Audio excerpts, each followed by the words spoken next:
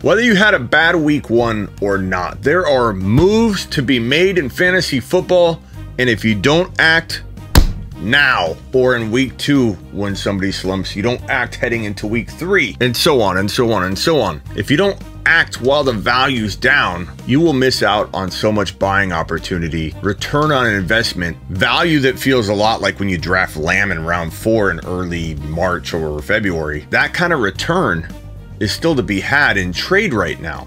Buying Najee Harris, buying Ridley, buying Jefferson, buying guys that are slumping right now. Josh Allen. Stephon Diggs didn't really have a horrible game, but he certainly doesn't feel to his owner like he's a top 1 to 3, 4 wide receiver. I bet the owner's like, yeah, he could probably still be top 7 to 10, I think, Smitty. Acting now before players return to value, expected value, is the key to winning your fantasy league. You win multiple ways in fantasy football. You win through the draft, you win through waiver wire, you win through Lady Luck, and you win through making the right moves at the right time. Is your team not ready to win now? Do you need to make some moves? You got to do an honest inventory. And even if you've got a guy like Kyler Murray popping off, if your team's not built to win at all, if you still lost and you owned Kyler Murray, if you still lost and you had a couple guys really pop off and you're like, okay, look, I just don't have the running back support to win, you're going to have to make some trades whether you want to trade a guy you believe in or not. Trading away a guy that went crazy in week 1 doesn't mean you don't believe that player will continue to do well. Trade ideas and more. The Fantasy Football Show begins now. This is the Fantasy Football Show with your host, Smitty.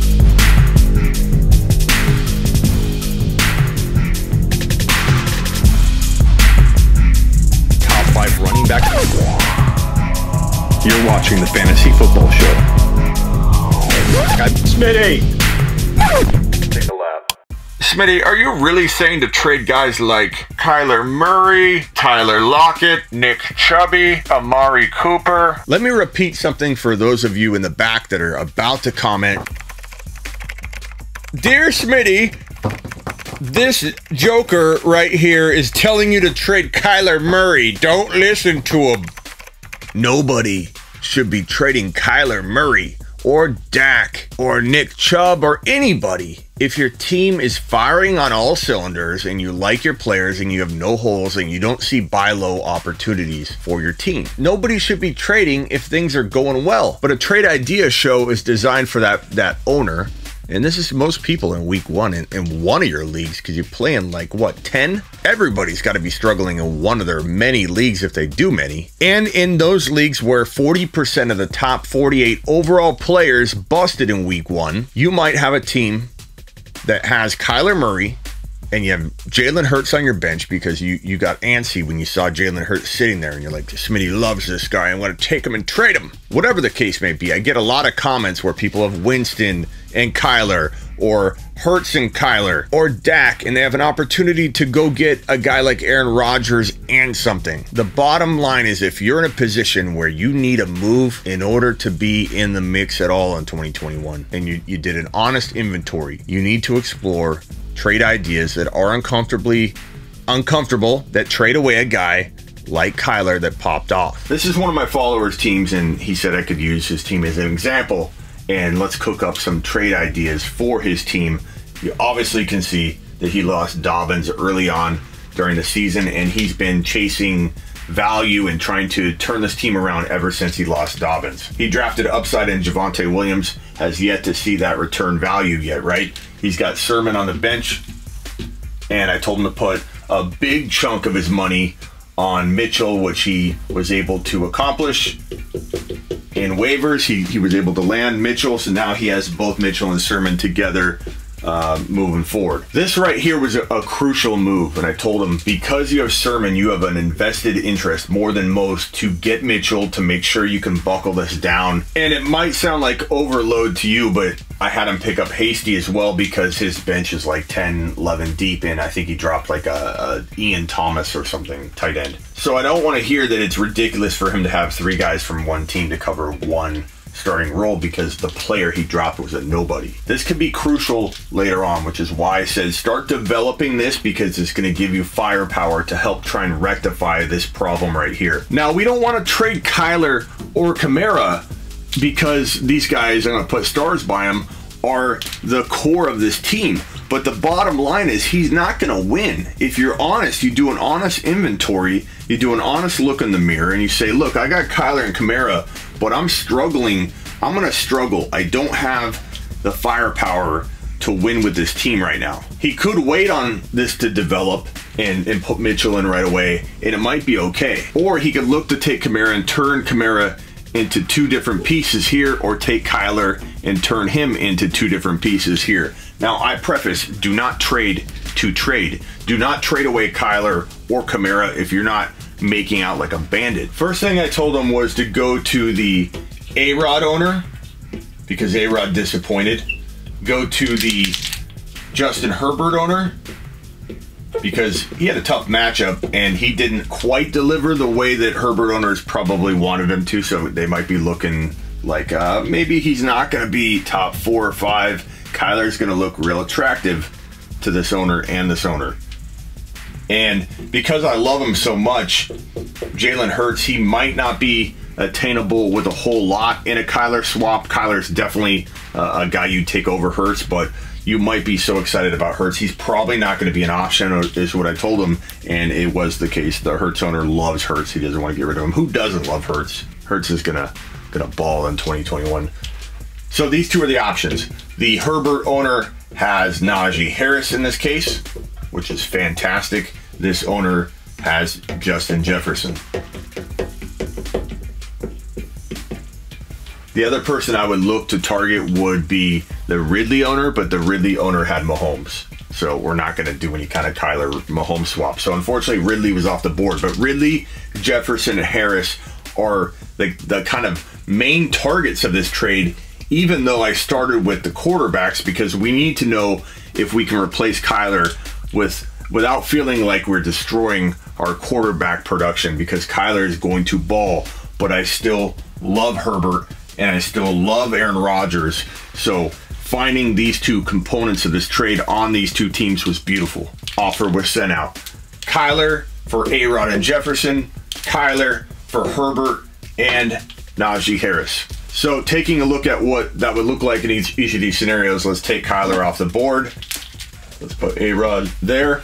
We'll put a line up here, and we'll put Justin Jefferson. Looking pretty darn good. Right here we've got Mitchell, Javonte in the flex. We're looking solid. We're still getting potentially top 5 quarterback numbers, and if you don't believe in A-Rod, then use Herbert, or use the other example. Jefferson, Allen, Deontay, Kamara, Mitchell, A-Rod. It's looking improved, and there's still a whole lot of upside with A-Rod to get closer to Kyler than anybody probably right now, with their Kyler goggles on, will expect. Okay, now with the other example, we would be talking Herbert, moving Mitchell and Javonte to the flex together. Put Mitch there, and this was Najee Harris. This right here I like a lot more. This gives you Kamara and Harris at running back. You don't have the best wide receivers in the league, but you still have very undervalued wide receivers.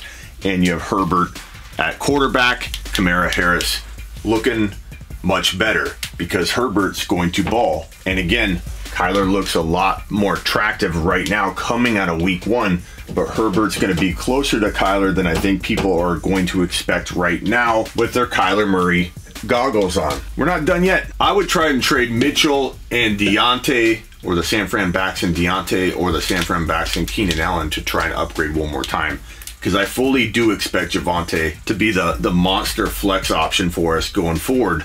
So I'm going to go ahead and wipe the Niner backs off the board, Deontay Johnson off the board, for, let's say we go after that Jefferson owner and we get Jefferson. The Niner running backs with Deontay Johnson. Not going to work? Do it for Ridley. But Smitty, why do you got rid of your depth? Now what do you do? Well, I assume you've got more depth than that, but Gainwell is still out there, in a ton of leagues, uncomfortable amount of leagues, go get Gainwell. Jacoby Myers is still out there in too many leagues. And as much as everybody hates him right now because he failed everyone, Callaway is getting released in a bunch of leagues. Go get Callaway before it's too late. There are ways to fill your depth. There's always players like Hamler. Hamler is available for the Broncos. This team to me looks very, very revamped. If you remember what we had Kyler, Kamara, Deontay here instead of Ridley. Nothing really here but Mitchell and the Niner backs. So in the end, we got rid of Deontay Johnson, the San Francisco running backs, and Kyler, and we got back Herbert, Harris, and Jefferson, which would have been the move. So we upgraded in 2 spots based on the perceived downgrade, which, you know, I would draft Kyler today over Herbert, but Herbert might be my very next quarterback. So let's quantify the downgrade. The downgrade bought us an upgrade, I would say, in both directions of an extreme degree.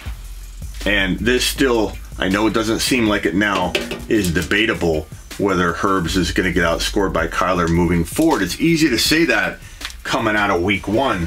And I would take Kyler, I can't say it enough, I would take Kyler ahead of Herbert right now if drafting today, but it wouldn't shock me whatsoever if moving forward, taking out week 1, you had something more along the lines of a even type of situation. Herbert's going to ball. He had a tough matchup in week 1. People forget, and they're assuming that what they got out of Herb is what you're going to get out of him, and what they got out of Kyler is what you're going to continuously get out of him.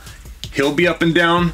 He'll be up and down. All quarterbacks are up and down, and Herbert did pretty darn good considering, and this is how I'd revamp that team. That's one team, one look at how to revamp and really kind of change how things are going to look for you moving forward instead of standing still and letting other people attack the buy low players because you don't want to sell a guy you love. I love Kyler. I don't want you to trade Kyler, but maybe you, Bill, from accounting, or Bob, or Uncle Bud, maybe you have to. And that's one of the many things you can get from my HeySmitty.com text line. So order my text service, my one-on-one text advice at HeySmitty.com. My top trade ideas for week 2 include every one of the guys you see right here. And if you can build your downgrade, your 2-for-1 where you're getting 2 players for your 1-for-2 trade where you're trading your 1 big gun and acquiring 2 players, you want to try and target these guys. These guys are going to increase in value coming out of week 2, I firmly believe. So if you sit on your hands, don't grab the bull by the horns and take control of the situation. You could be looking at much lesser options down the road when you try and fix your problem. Catch me every Tuesday and Thursday on the Fantasy Football Show live here, 5 p.m. to 7 p.m. every single Tuesday and Thursday. Order my text advice at HeySmitty.com. Find all my content at Smitty1.com, which includes my SleeperU.com rankings and bold predictions. Get it all. Everything I have. Get it all at Smitty1.com, though. Later. This is the Fantasy Football Show with your host, Smitty.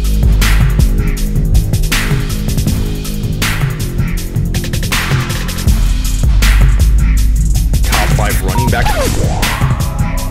You're watching the Fantasy Football Show. I'm Smitty.